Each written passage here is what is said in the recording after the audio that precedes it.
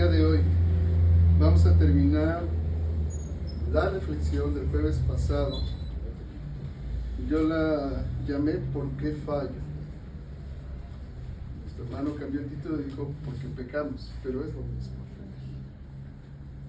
Y si quedó suficientemente claro, hoy vamos a ver la parte final y más profunda de las consecuencias de fallar o de las consecuencias de pecar. Y vamos a hablar del pecado de muerte. Vamos a hablar de quien recibe la maldición de Dios y por qué no puede ser perdonada la blasfemia contra el Espíritu Santo. Si ustedes se dan cuenta, la Biblia no nos da definiciones de esto. La Biblia no da definiciones. Pensando por qué no nos da Dios definiciones de lo que significa el pecado de muerte o la maldición de aquel que no ama a Cristo, o por qué no es perdonada la blasfemia del Espíritu Santo. Es porque si nos vamos a una definición, que es por lo regular lo que hacen los predicadores o los teólogos, de darte lo que significan estas tres cosas, se vuelve tan abstracto o tan intelectual o tan teológico que casi nadie acaba comprendiendo nada. O en el mejor de los casos acaba siendo únicamente una definición que se queda en un conocimiento en la mente, pero que no aterriza, que no produce efecto en la vida. Así que yo voy a seguir la pedagogía que el mismo Espíritu de Dios nos da, sin dar una definición, pero sí enseñándonos en qué consiste el pecado de muerte, el ser maldito por Cristo y el no ser jamás perdonado cuando se blasfema al Espíritu Santo. Entonces yo les pido que pongan mucha atención, porque casi nadie lo entiende. Comienzo con la primera carta del apóstol Pedro, en el capítulo 4, versos 17 y 18, para que desde ese punto de partida nos demos cuenta de la importancia de la reflexión del día de hoy. ¿Ya están todos ahí? Dice: porque es tiempo de que el juicio comience por la casa de Dios. Y si primero comienza por nosotros, ¿cuál será el fin de aquellos que no obedecen al Evangelio de Dios? Recuerden la palabra que nos ha dado el Señor por interpretación ahorita. Es una palabra de advertencia muy seria. Y con ella empiezo, por eso yo también. Si se dan cuenta, son equivalentes.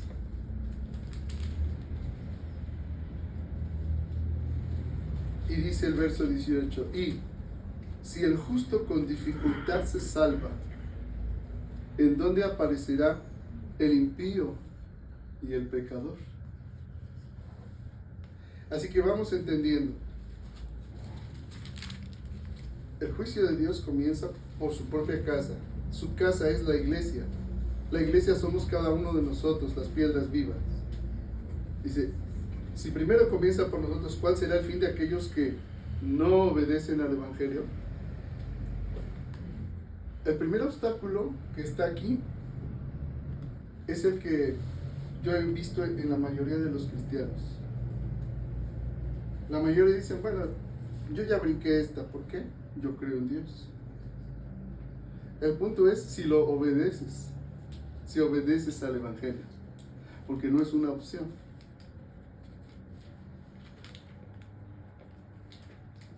Dinos en voz alta cuál fue la palabra de hoy, por favor, en voz alta, porque se está grabando.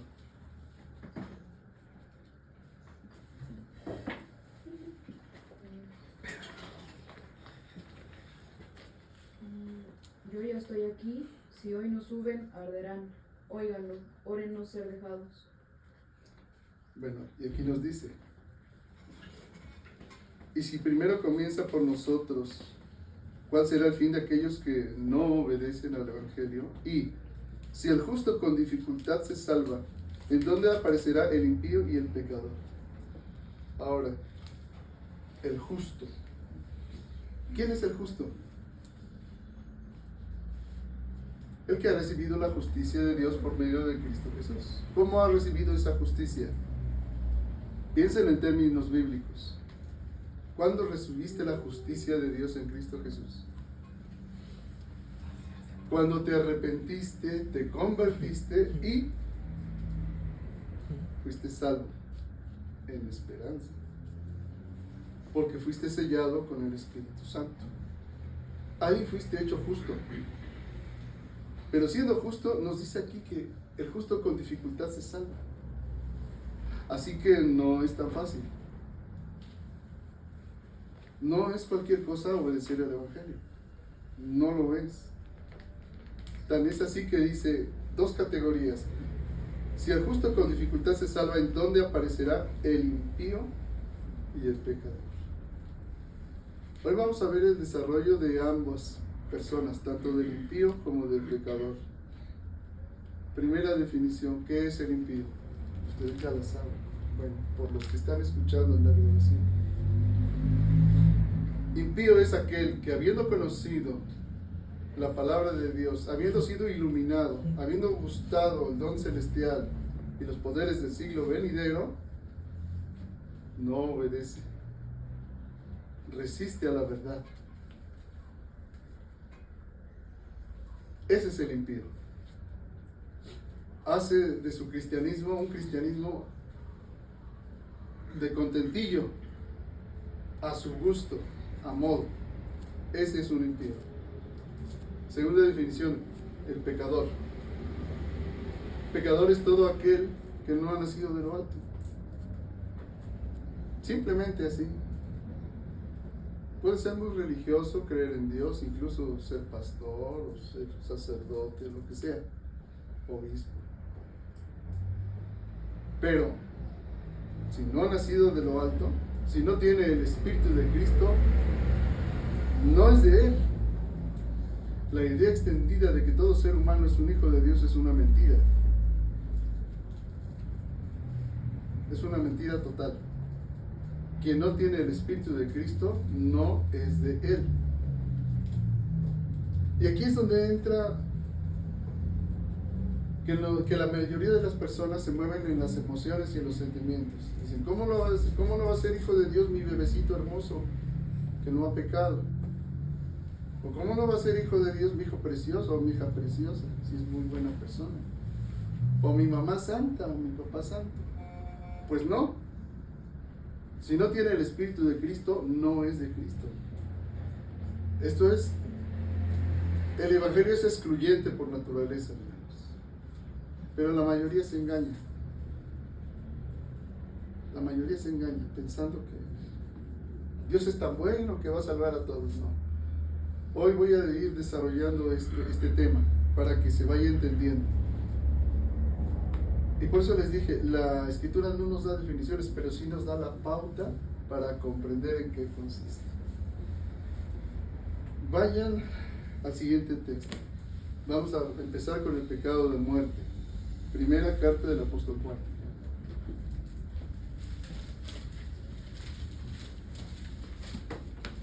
Capítulo 5. Versos 16 y 17.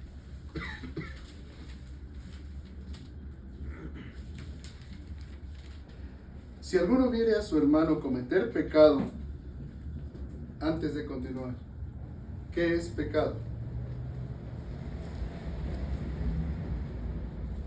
Eso sí, hay 3 definiciones en la Escritura. Todo lo que no proviene de fe es pecado. Segunda, quien sabe dónde está el bien y no lo hace, le es pecado.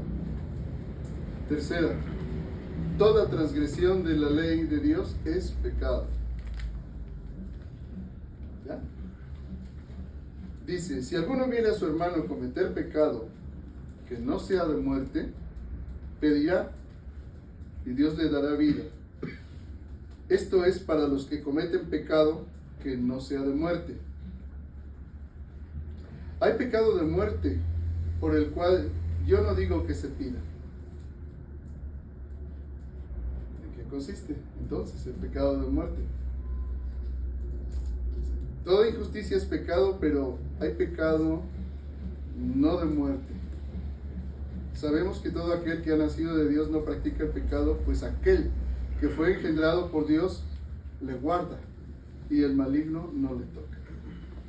Aquel que fue engendrado por Dios Jesucristo, Él le guarda. Pero entonces, toda injusticia es pecado, pero no de muerte.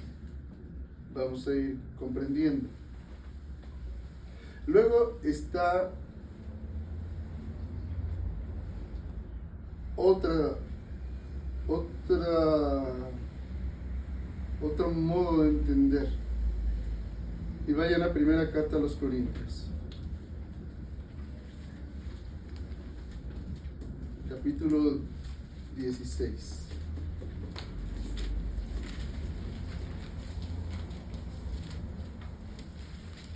Verso 22.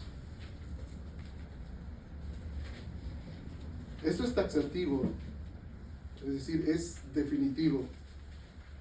Dice así: el que no amare al Señor Jesucristo sea anatema. El Señor viene. Ahora lo voy a leer en lenguaje actual.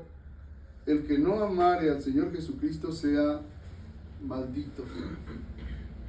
El Señor viene. Maranatha.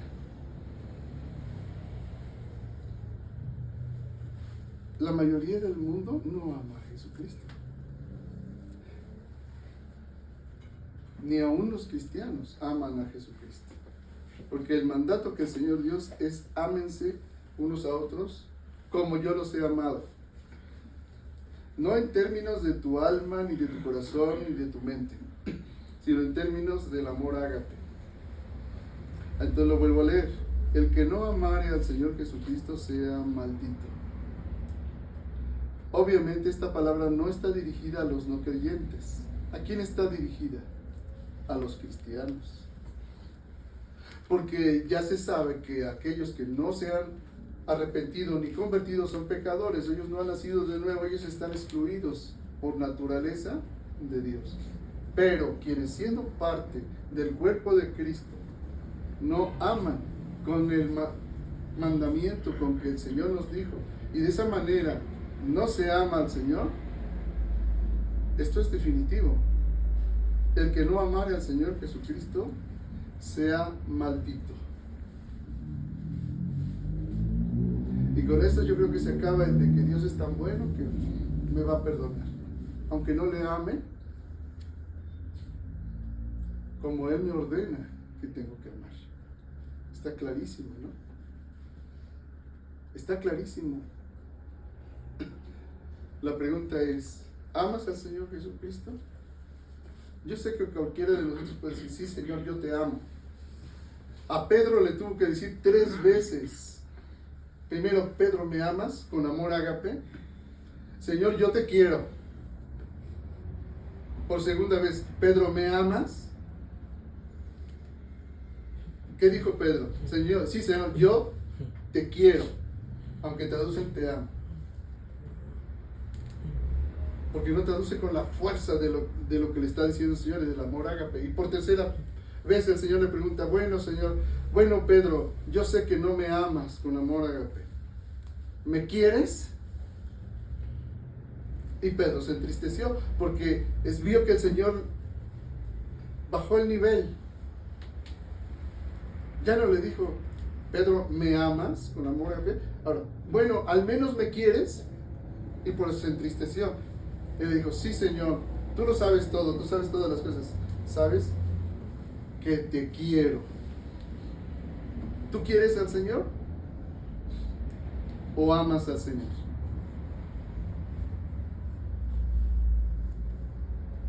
¿Ven la seriedad de esto? ¿Ven la seriedad del mandamiento de Jesús? ¿Puedes responderle con la palabra que hemos recibido el día de hoy, Señor, yo te amo? ¿O solo puedes decirle, sí, Señor, yo te quiero? Aún no te amo.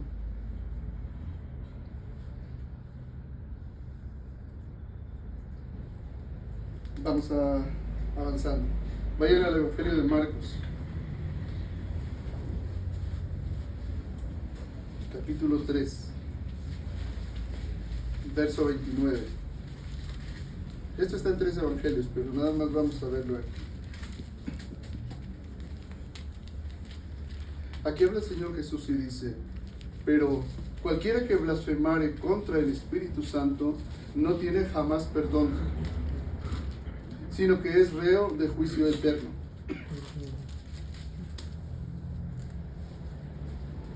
Los que son reduccionistas acaban diciendo, bueno, aquí lo único que dice es que como Jesús le decía a Jesús que tiene espíritu inmundo, porque así dice el verso 30, dice, porque ellos habían dicho, tiene espíritu inmundo, en eso consiste la blasfemia con el Espíritu Santo, atribuir al diablo lo que es de Dios.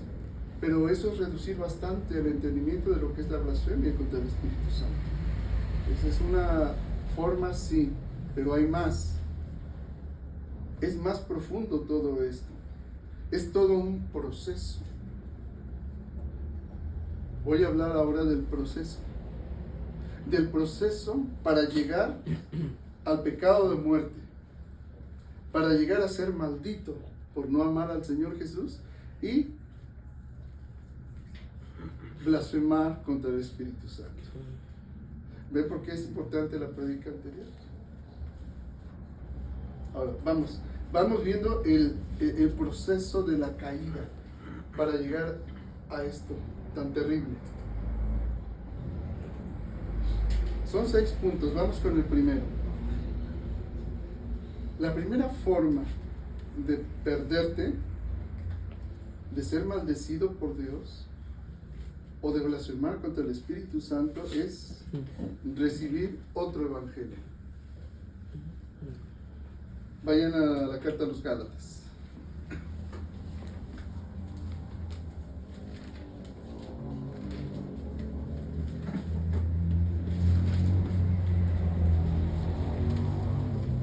Al capítulo 1.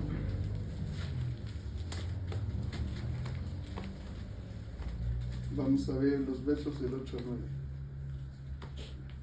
Mas si aún nosotros, ¿quiénes son los nosotros? Los apóstoles. Fíjate, si aún los mismos apóstoles o un ángel del cielo les anunciare otro evangelio diferente del que les hemos anunciado, sea anatema. O sea, sea maldito. Como antes les hemos dicho, también ahora lo repito, 2 veces lo dice. Si alguno les predica diferente evangelio del que han recibido, sea maldito. Ahora ustedes dirán, pero es que hay tantas denominaciones con tantas doctrinas tan distintas, ¿cuál es el verdadero evangelio? Para que vean que no es cualquier cosa recibir la palabra de Dios. ¿Cuánta gente hay que es sincera, que es verdaderamente busca a Dios y en realidad está perdida? Está bajo maldición porque no está recibiendo el verdadero evangelio. Por ejemplo, y lo debo decir, la Iglesia Católica. En la Iglesia Católica hay mucha gente que sinceramente busca de Dios y busca a Dios, pero les dan tanta doctrina falsa, tanto falso evangelio, que piensan que haciendo prácticas de ayuno, prácticas de penitencia, prácticas de flagelación, prácticas de hacer mandas, prácticas de rezar rosarios, que los extravían, prácticas de indulgencias, prácticas de misas, prácticas sacramentales. Y todo eso no es más que puro paganismo con una gota de evangelio.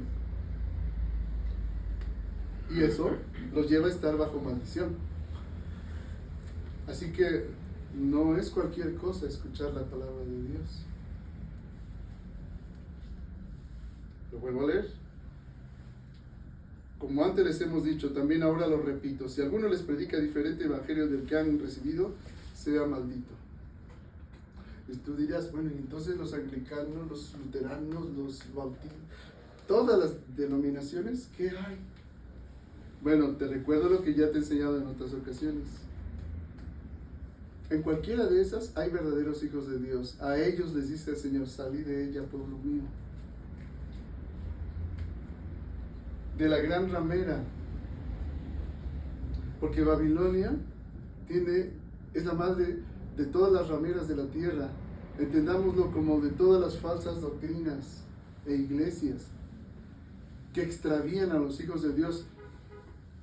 Y ahí dentro hay verdaderos hijos e hijas de Dios, a los cuales, si verdaderamente aman al Señor sobre todas las cosas, el mismo Señor los guiará a salir del misterio religioso político de Babilonia. Porque recibir un falso evangelio te lleva a maldición. Es maldito el que te lo da, porque es claro: si alguno les predica diferente evangelio, sea maldito. Así que todos los que se hacen llamar pastores, ministros, sacerdotes, obispos, cardenales o papas, que predican un falso evangelio, son malditos. No dice que Dios es tan bueno que, pues me están predicando. ¿Cómo aman? Dedican su vida entera a Dios. Mucha gente piensa, esos hombres tan dedicados a Dios. No, aquí les llama claramente: son malditos. Porque si en verdad amaran a Dios, Dios no es tan malo para esconderse. Dios es luz, no tinieblas. Y ellos mismos tendrían que hablar y predicar el verdadero evangelio. Ahora, ¿por qué no lo hacen?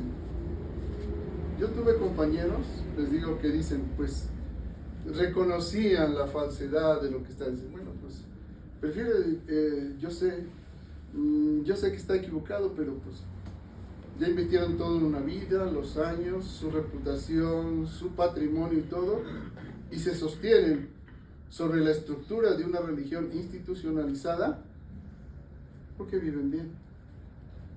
Y es un buen negocio la religión.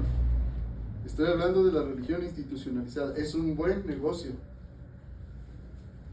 pero directamente les hacen malditos delante de Dios, porque ellos van a perdición eterna y los que los escuchan. ¿Te das cuenta? ¿Cómo evitas esto? Cuando el apóstol Pablo fue a predicar, dice que se topó con los cristianos, con los judíos de Berea. Dice, y estos eran más nobles que los tesalonicenses. ¿Qué los hacía más nobles? ¿Sus sentimientos? ¿Sus emociones? No. La Biblia nos dice en qué consiste la nobleza. La nobleza consiste, dice, en que escudriñaban cada día en las Escrituras para ver si las cosas eran así como Pablo les decía. Eso es la nobleza espiritual. Por eso les dije, yo hoy no les voy a dar definiciones, les voy a dar el fundamento de las Escrituras para que tú disiernas, no una opinión humana, sino la revelación de la palabra. ¿Vamos bien? Así que recibir otro evangelio distinto del que ha sido revelado por el Señor hace al que lo predica maldito y pierde a los demás que lo escuchan.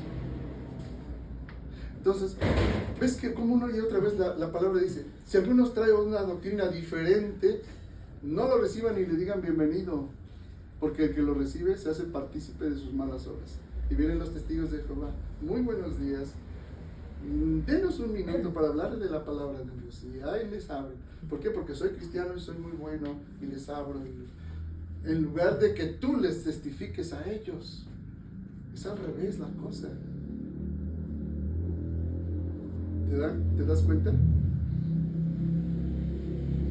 Y no les hablo de teoría porque a mí me ha tocado muchísimas veces a lo largo de la vida tenerlo que hacer, sobre todo con los testigos de Jehová, que para ellos es bien cómodo, según ir y hacer discípulos, en el centro de la ciudad, porque es lo más cómodo que hay. Pero a ver que se vayan a los pueblos y a las rancherías, eso no lo hacen. Pero ellos son malditos.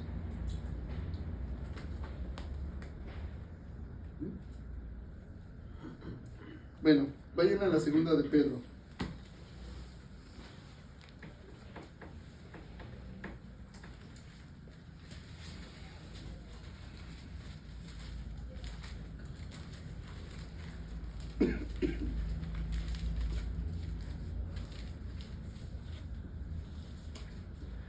Al capítulo 3.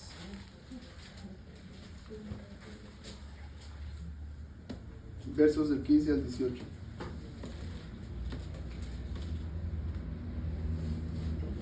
Y tener entendido que la paciencia de nuestro Señor es para salvación, como también nuestro amado hermano Pablo, según la sabiduría que le ha sido dada, os ha escrito, casi en todas sus epístolas, o sea, en sus cartas, hablando en ellas de estas cosas, entre las cuales hay algunas difíciles de entender, las cuales los indoctos e inconstantes tuercen, como también las otras escrituras, para su propia perdición.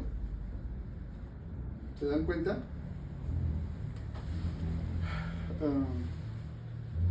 Siguiendo hablando de otro evangelio diferente, nos da las características por las cuales llegan a ese estado de maldición. Ser indocto e inconstante. Los indoctos y los inconstantes tuercen las escrituras. Hablan de lo que no entienden. Creen que saben. Y lo más triste es que, como les he dicho muchas veces, la ignorancia es atrevida. Y muchas veces los más ignorantes son los más atrevidos. Pero lo dicen con tal seguridad que parece que son la pura verdad. Pero nos dice cuál es el fin de esas personas. Dice: los indoctos e inconstantes tuercen, como también las otras escrituras, para su propia perdición. No puedes hablar con un necio. Quien busca verdaderamente la verdad tiene la mente abierta al Espíritu de Dios y escucha. El apóstol Juan nos lo dice: el que nos escucha es de Dios, el que no nos oye no es de Dios.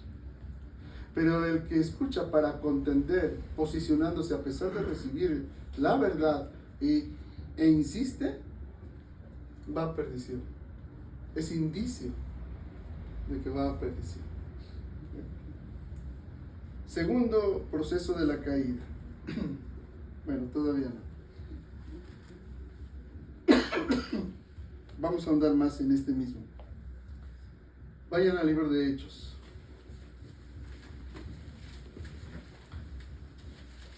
Al capítulo 20.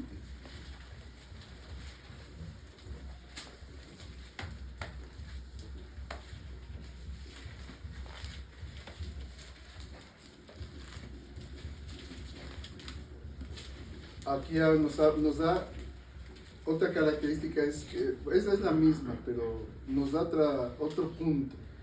Les llama los lobos rapaces. Hechos capítulo 20, versos del 28 al 30. Así que vemos desde el mismo inicio del Evangelio, esta guerra y este misterio de iniquidad comenzó a operar. Y dice así, hablando de la despedida que hace el apóstol a la iglesia, dice: por tanto, mirad por ustedes y por todo el rebaño en que el Espíritu Santo los ha puesto por obispos, presbíteros, pastores, ¿sí?, para apacentar la iglesia del Señor, la cual Él ganó por su propia sangre. Porque yo sé que después de mi partida entrarán en medio de ustedes lobos rapaces, que no perdonarán al rebaño, y de ustedes mismos se levantarán hombres que hablen cosas perversas para arrastrar tras sí a los discípulos. Por tanto, velad acordándoos que por 3 años, de noche y de día, no he cesado de amonestar con lágrimas a cada uno. Y ahora, hermanos, los encomiendo a Dios y a la palabra de su gracia, que tiene poder para sobreedificaros y daros herencia con todos los santificados. Entonces, miren, el mismo apóstol habla que de verdaderos obispos, verdaderos pastores llamados por Dios, que fueron bautizados con el Espíritu Santo, le llama que después de él se convertirían en lobos rapaces, si no perdonarán al rebaño. Y de entre ustedes mismos, de esos obispos, se levantarán hombres que hablen cosas perversas para arrastrar tras de sí a los discípulos. O sea, dense cuenta qué delicado es esto de recibir otro evangelio o pervertirlo.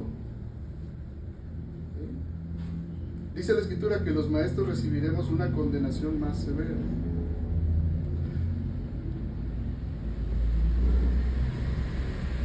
Para mí es debido a muerte decirles la verdad. ¿Por qué no yo me va a mi propia vida?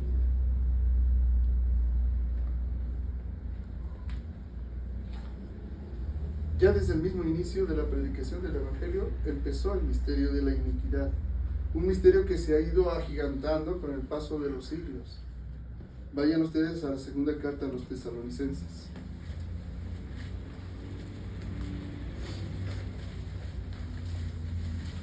Al capítulo 2, al verso 7.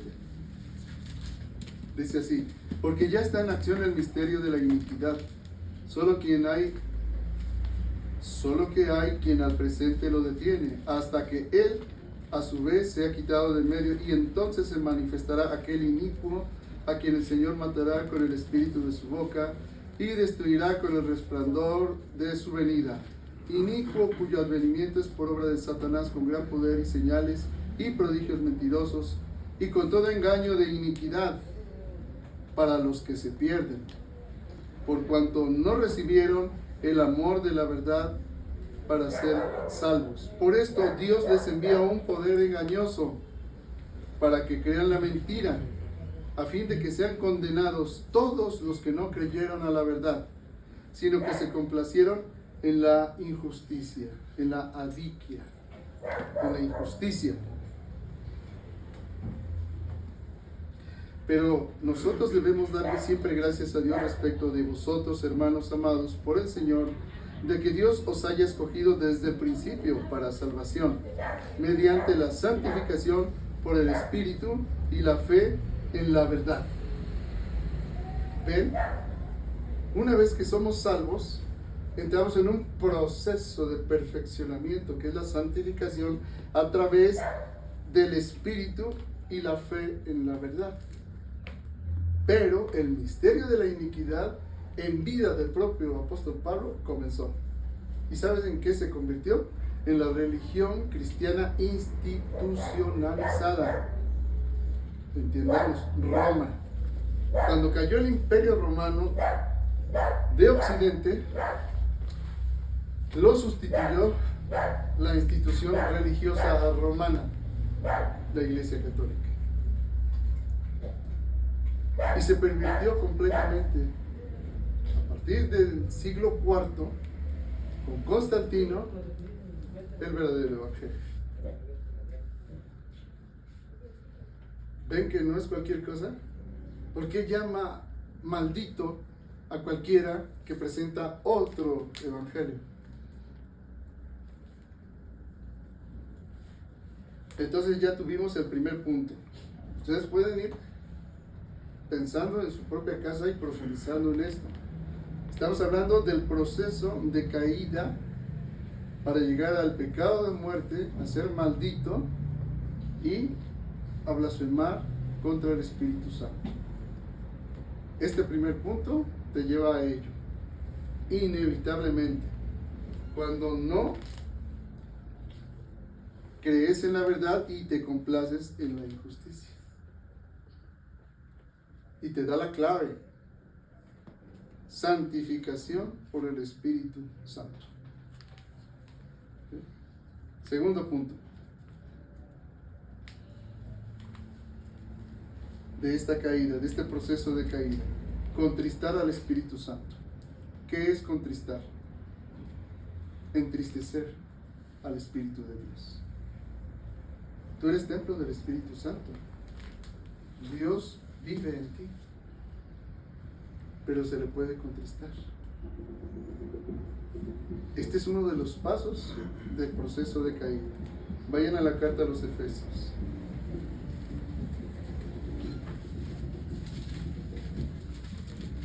Efesios capítulo 4, verso 30.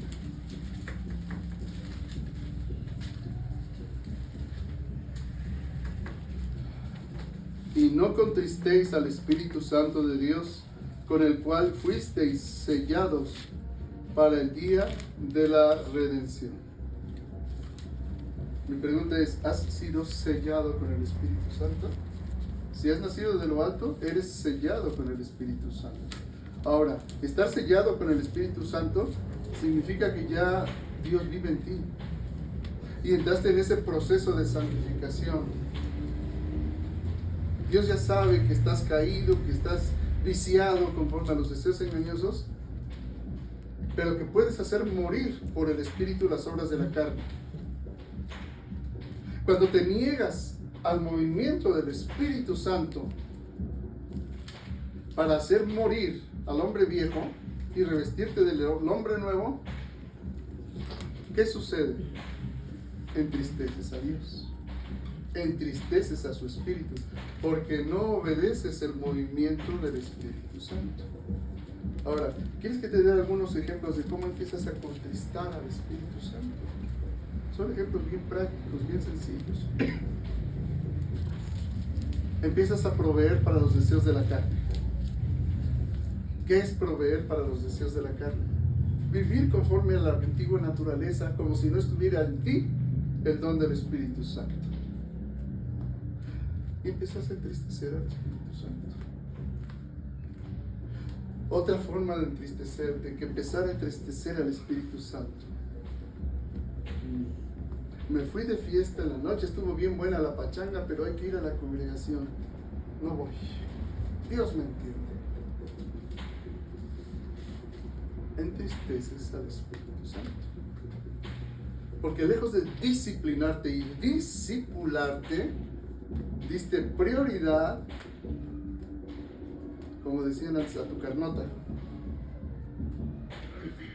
Y como Dios entiende tu corazón, pues ya no vas el domingo. Y lo que hubieses recibido de parte de Dios, jamás lo volverás a recibir.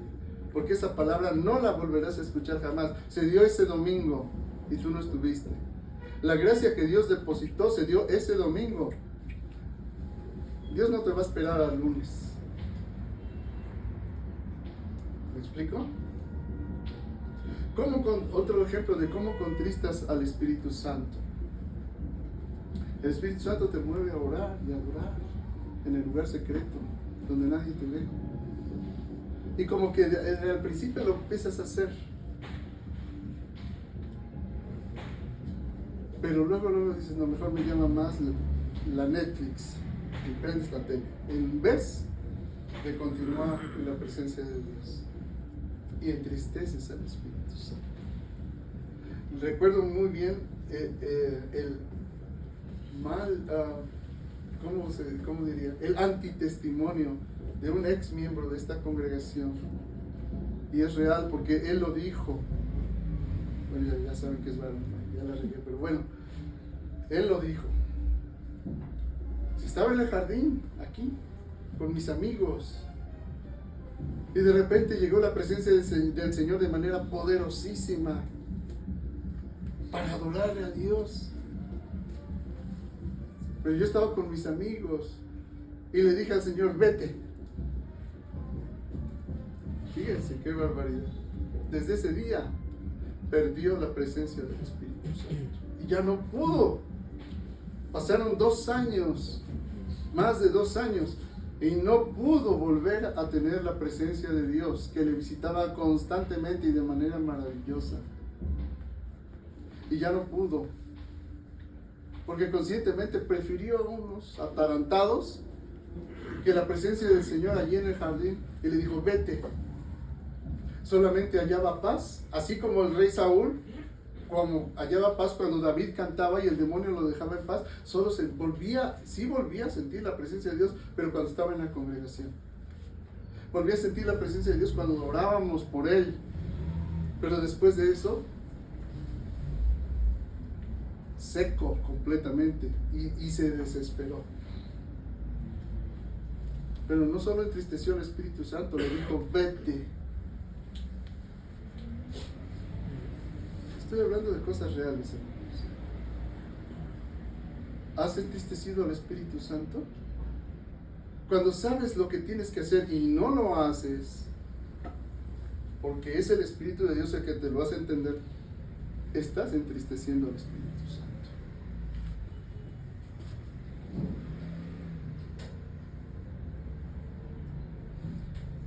Otra manera de entristecer al Espíritu Santo.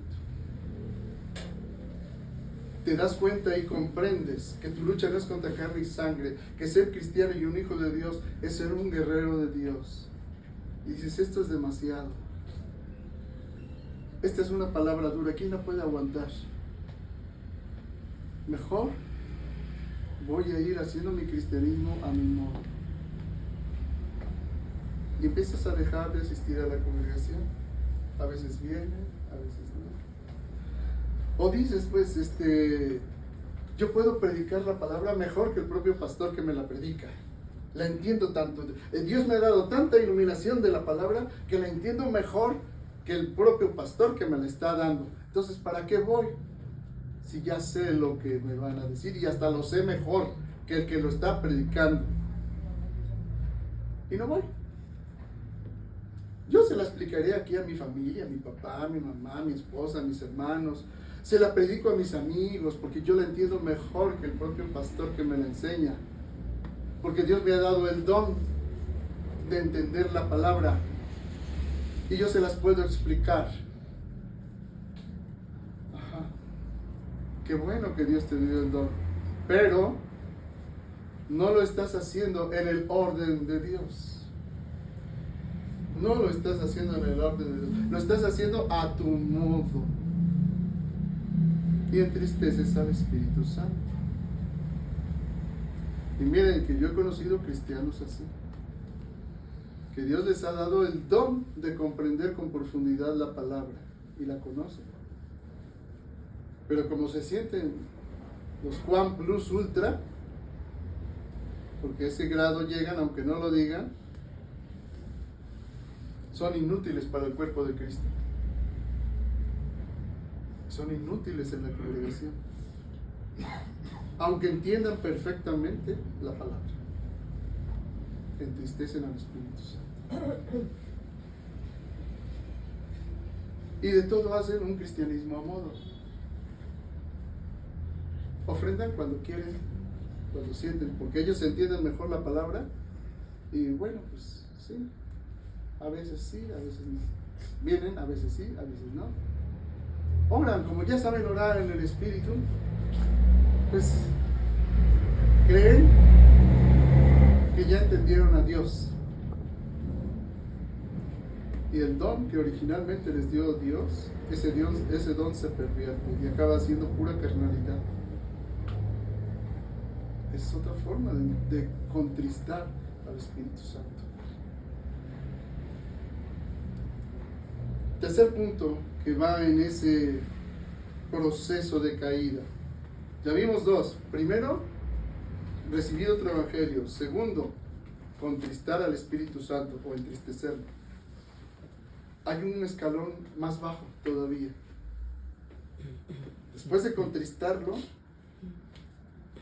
terminan apagando al Espíritu Santo. Ese es el tercer punto. Vayan a la primera Tesalonicenses.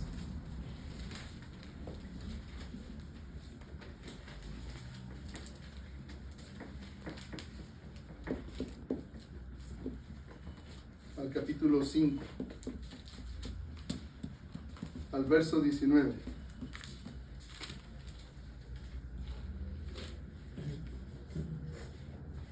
bien firme, bien claro. No apaguen al Espíritu. Punto. Pero el que primero empezó a recibir otro evangelio, luego contristó al Espíritu Santo, terminó apagando al propio Espíritu de Dios. Porque su lámpara ya no arde por la iluminación del Espíritu, sino por la iluminación de su propia mente. Y sus propias luz son tinieblas. Y su reserva de aceite quedó vacía. Pertenece a las vírgenes insensatas. Apagó al Espíritu Santo. Pero se va a atrever a decirle: Señor, Señor, ábrenos la puerta. Yo no te conozco. Sí, Señor, prediqué en tu nombre, entendí la palabra mejor que el pastor que me la predicó, la sabía muchísimo mejor, entendí todos los conceptos perfectamente, toda tu enseñanza, y por eso la viví como yo entendí. Pero yo no te conozco. Apagaste mi espíritu, empezaste contristándolo y después apagándolo. Yo nunca te conocí, no tuve comunión contigo. ¿Ven cómo es el proceso de caída? Cuarto punto. Todavía hay un punto más abajo. Porque después que apagan al Espíritu Santo, hay algo más todavía, más profundo. Vayan al profeta Isaías.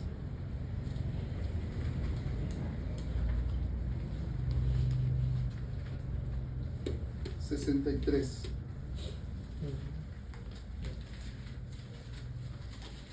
Dios disciplina a todo aquel que toma por hijo.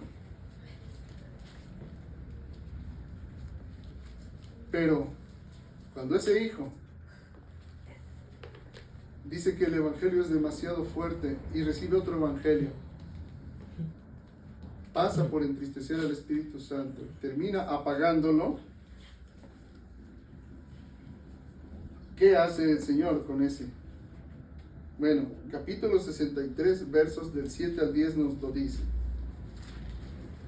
Dice: de las misericordias de Jehová haré memoria, de las alabanzas de Jehová conforme a todo lo que Jehová nos ha dado, y de la grandeza de sus beneficios hacia la casa de Israel, que les ha hecho según sus misericordias y según la multitud de sus piedades.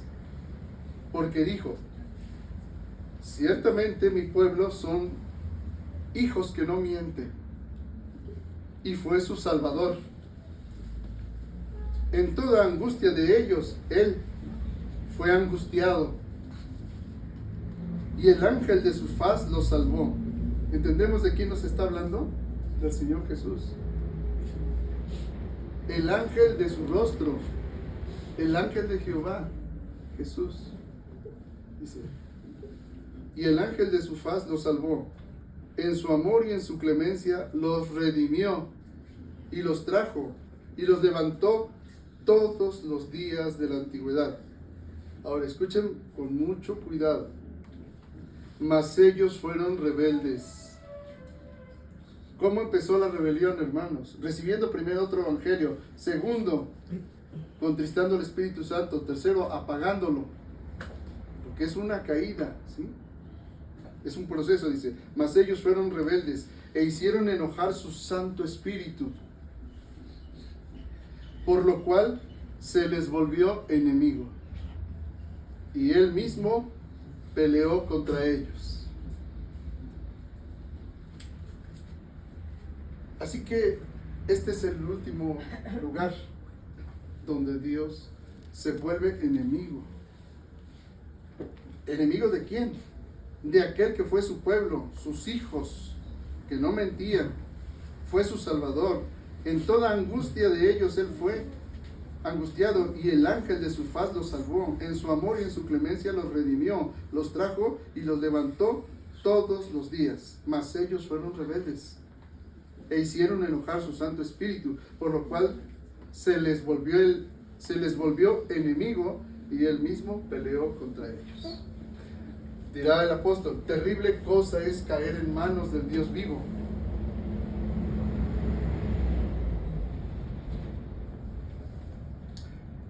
La última parte de esta caída es que Dios mismo se te haga enemigo.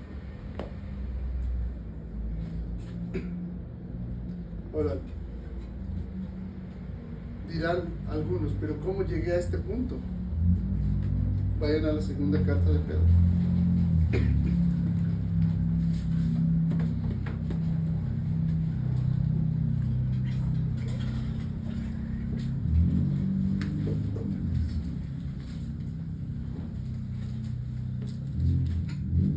Capítulo 3. Capítulo 2. Desde el capítulo 2. Vamos a leerlo todo porque este capítulo condensa todo lo anterior que les he dicho en un solo capítulo. Condensa toda la enseñanza que hemos visto hoy desde el principio. Lo vamos a leer.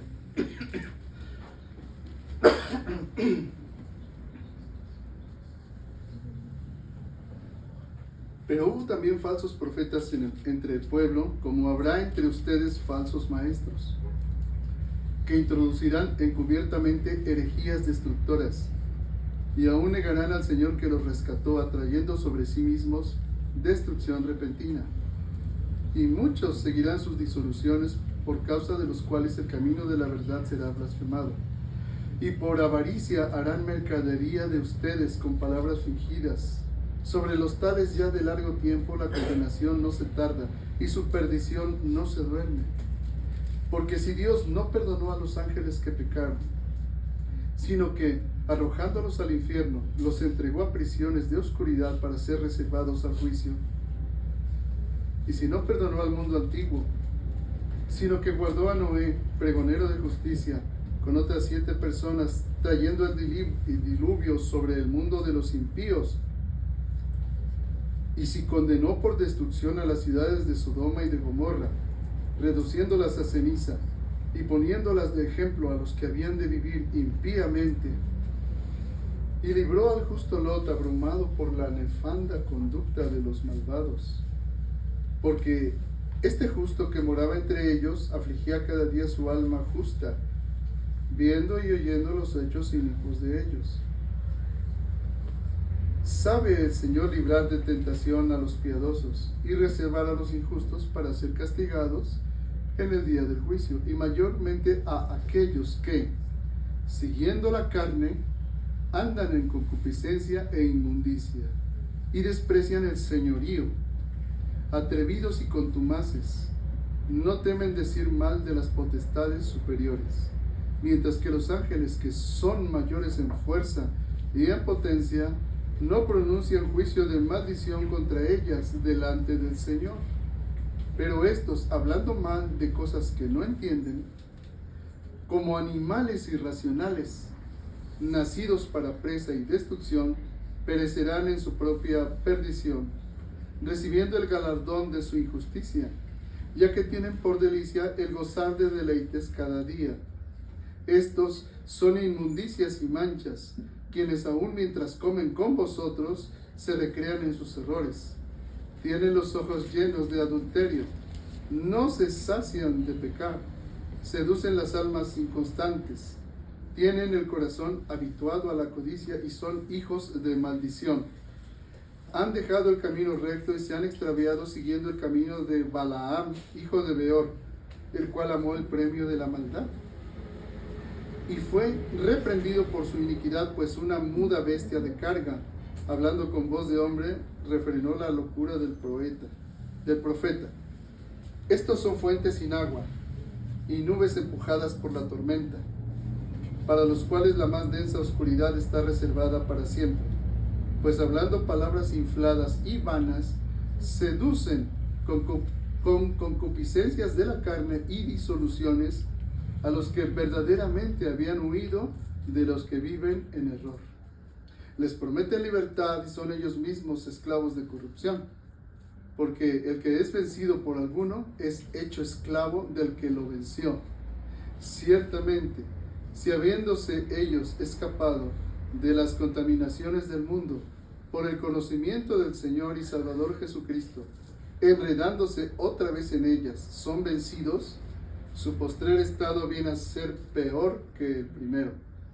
porque mejor les hubiera sido no haber conocido el camino de la justicia, que después de haberlo conocido, volverse atrás del santo mandamiento que les fue dado. Pero les ha acontecido lo del verdadero proverbio: el perro vuelve a su vómito y la puerca lavada a revolcarse en el lodo. Este capítulo expresa todos los puntos anteriores que les he dado. Vamos viendo. Entonces, para retomar el proceso de caída, recibir otro evangelio, contristar al Espíritu Santo, apagar al Espíritu Santo, y finalmente el Espíritu Santo se hace tu enemigo. Y retroceder, que es retroceder del santo mandamiento. Verso 1, herejías, que te llevan a negar al Señor que los rescató, atrayendo sobre sí mismos destrucción repentina. Verso 5, impiedad. Y si no perdonó al mundo antiguo, sino que guardó a Noé, pregonero de justicia, con otras 7 personas, trayendo el diluvio sobre el mundo de los impíos. Dice, y si condenó por destrucción a las ciudades de Sodoma y de Gomorra, reduciéndolas a ceniza, poniéndolas de ejemplo a los que habían de vivir impíamente. Destrucción sobre el que, conociendo a Dios, entendiendo su palabra, no la obedece. Destrucción. Verso 10. Seguir la carne. Y mayormente aquellos que siguiendo la carne andan en concupiscencia e inmundicia. Concupiscencia, deseos intensos, malvados. Es epitomía, un deseo profundo, intenso. E inmundicia, contaminación. Lo santo con lo profano, lo de Dios con lo que es de la carne. Y desprecian el señorío. ¿Cuál señorío? El señorío de Jesús. Atrevidos y contumaces. ¿Qué es una persona contumaz? Que no se cansa de hacer lo que hace, que es malo. Es necio, es tosudo, es como el ebrio consuetudinario. Todos los días, contumaz.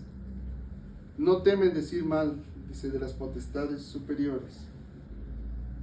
Verso 14. No se cansan de pecar, aunque sean hijos de Dios. Tienen los ojos llenos de adulterio, no se sacian de pecar, seducen a las almas inconstantes. Esa es otra característica. La seducción. Ahora, dice aquí algo que es muy importante. Bueno, antes, cuando dicen no se cansan de pecar, no se cansan de pecar, pero justifican su pecado. ¿Cómo lo justifican? Seduciendo. Es decir, saben lo que es malo, pero lo justifican. A eso se refiere con la palabra seducción. ¿Cómo es esto? Dice aquí, siguiendo el camino de Balaam, hijo del Peor, el cual amó el premio de la maldad.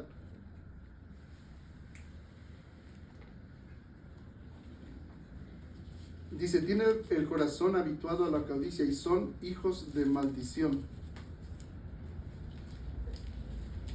El pecado del profeta Balaam fue en este. El rey le dijo, maldíceme a Israel. Y él le dijo, no puedo maldecirlo. Haré lo que Jehová me pida. Y Jehová le dijo, bendícelo. Y en lugar de maldecirlo, bendijo completamente a Israel. Dice, te voy a dar más dinero, más fortuna, pero maldícemelo. ¿Cómo buscó la salida? Y ahí es donde entran los hijos de Dios que le buscan la salida al mandato santo de Dios. Dice, bueno, no te voy a maldecir, pero te voy a inducir a que hagas aquello que Dios ha prohibido. Y tuercen la palabra de Dios. Ejemplos. Este es el hombre que Dios me dio. Dios me lo mandó y fue gracias a mi oración, pero está casado o casada. Pero es Dios bien bueno. Esa es la seducción, torcer la palabra de Dios. ¿Qué otro ejemplo les podría poner? Todo aquello que justifique el claro mandamiento de Dios para hacerlo como una excepción, al fin que Dios conoce mi corazón, Dios me entiende. ¿Sí me explico? Ese es el camino de Baal. Y a ellos les llama hijos de maldición. Dice, no se cansan de pecar, no se sacian de pecar. Seducen a las almas inconstantes, a los hermanos que no se disipulan, que a veces vienen y a veces no. Pues en fin, que ahí la llevo. ¿No? Seducen, son a los inconstantes, tienen el corazón habituado a la codicia y son hijos de maldición. Han dejado el camino recto y se han extraviado siguiendo el camino de Balaam, hijo de Beor, el cual amó el premio de la maldad, el dinero.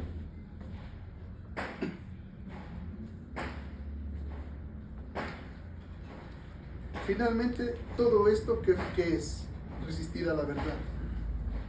Todo esto que leímos en el capítulo 2 de la segunda carta de Pedro, que resume toda la prédica, finalmente se puede definir como resistir a la verdad. No es otra cosa que resistencia a la verdad. Vayan a la segunda carta a Timoteo.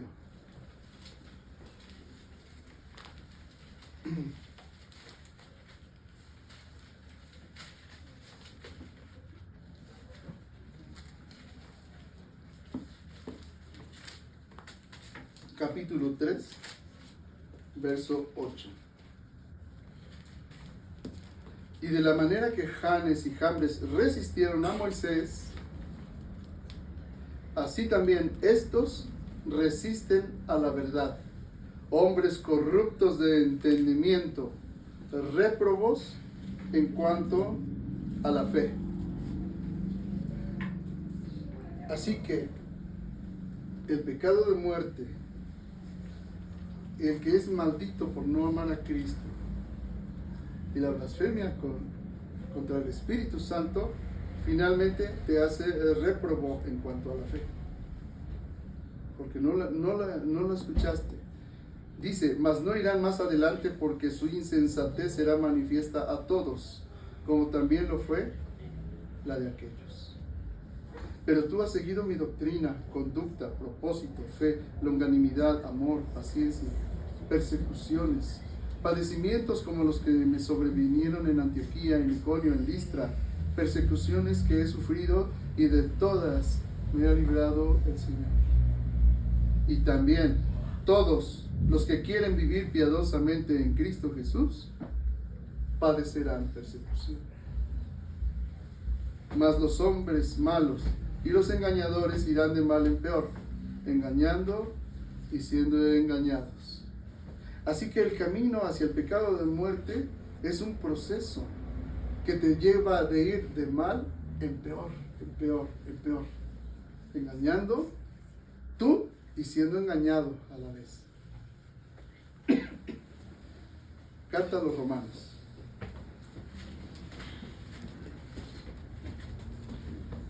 Capítulo 1, verso 18.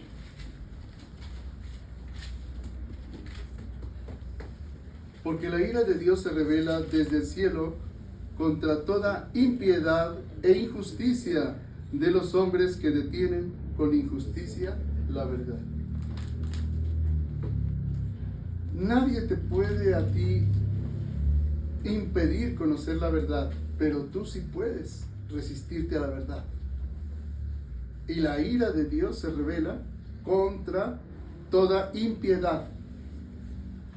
Así que no hay ninguna justificación para el que conociendo a Dios no le obedece. Y se está bajo la ira de Dios. Ya sabes cuál es el proceso. Entristeces primero al Espíritu Santo, luego lo apagas y luego él mismo se te vuelve enemigo. Aquí lo dice, la ira de Dios se revela desde el cielo contra toda impiedad. e injusticia de los hombres que detienen con injusticia la verdad. El Señor dijo, el que no recoge conmigo, desparrama. Detener con injusticia la verdad es desparramar y desperdiciar la gracia de Dios. ¿Cuándo detenemos con injusticia la verdad, hermanos? Cuando no quieres perder una amistad porque no se vaya a ofender que le digas la verdad de la palabra en amor. Ahí estás reteniendo con injusticia la verdad. Voy a perder a mi amiguita, a mi amiguito. Voy a perder a mi hijo o a mi hija si le hablo de la verdad de la palabra de Dios. Y lo más importante es mantener la unidad de la familia. Más que la verdad de Dios. Eso es retener con injusticia la verdad. Si no le declaras la verdad a tu pareja, la verdad en amor, ¿verdad? Amas más la gloria de los hombres que la gloria de Dios, estás reteniendo con injusticia la verdad. El Señor te mandó a ser discípulos, siendo sal y luz, pero tú te camuflas en el mundo y nadie sabe, no puede distinguir que por tu conducta tú eres diferente, estás reteniendo con injusticia la verdad. A nadie le predicas el evangelio, ni haces discípulos, mucho menos estás reteniendo con injusticia la verdad. ¿Entiendes? Vas entendiendo en qué consiste. Vas viendo por qué las personas luego se deslizan sin darse cuenta, pensando que son buenos cristianos. Y no lo son. Están en un proceso hacia la maldición y hacia ser réprobos en cuanto a la fe.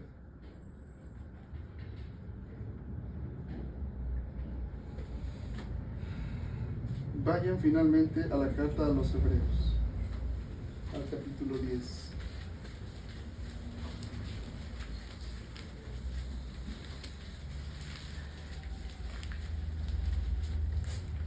Dos versículos, 38 y 39. Voy a leer desde el 37. Desde antes, pues, desde el 35, para que se entienda con mucha claridad. No pierdan, pues, vuestra confianza, que tiene grande galardón. No pierdan su fe. Porque les es necesaria la paciencia, para que, habiendo hecho la voluntad de Dios, obtengan la promesa. Porque aún un poquito, y el que ha de venir vendrá, y no tardará. ¿Qué nos dijo el Señor al principio de esta palabra? Y el que ha de venir vendrá y no tardará, mas el justo vivirá por fe. ¿Qué es lo que te hace vivir como hijo de Dios, como cristiano, hermano? La fe. No es porque te esfuerces tanto en tu trabajo o te esfuerces en ser bueno. No, es la obediencia a la fe. Eso es vivir por fe. Mas el justo vivirá por fe. Y si retrocediere, no agradará a mi alma. Y eso está hablando Dios. O sea, puedes ser justo, pero si retrocedes, no agradarás a Dios. Dice, pero nosotros no somos de los que retroceden para perdición, sino de los que tienen fe para preservación del alma. Amén. Simplemente nos dice, no, por el que comete pecado de muerte, no pido que se ore. Y el Señor Jesús dijo, el que blasfeme contra el Espíritu Santo no será perdonado jamás. Y el apóstol dice, maldito el que no ame a Jesucristo. Y toda esta reflexión fue para que, viendo con el fundamento de la Escritura, nosotros podamos entender que si el justo apenas y con dificultad se salva, ¿en dónde quedarán el impío y el pecador? ¿Se dan cuenta, hermanos? Si somos la novia de Cristo, pero también somos un ejército. ¿Estamos siendo buenos soldados? ¿Estamos peleando la buena batalla? ¿O la estamos llevando de muertito? Al fin que Dios conoce mi corazón. Dios sabe cuánto sufro. ¿Se dan cuenta que con el Señor no tenemos manera de replicarle. Yo creo que con esto ustedes se dan cuenta cómo el cristianismo deja mucho que desear en la inmensa mayoría de cristianos. Deja mucho que desear. Y ves cristianos aguados. Me estoy refiriendo a que veas en ellos fuego, el fuego de Dios. No hay. Ya no soportan la sana doctrina. Esta palabra ya no la aguantan. Ya no. O dicen, pues, está por verse, quién sabe. Bueno, por eso no hablé de mí. Todo lo hablé citado de la Escritura. Bueno, ya está la predica terminada. No, si no, me sigo hablando.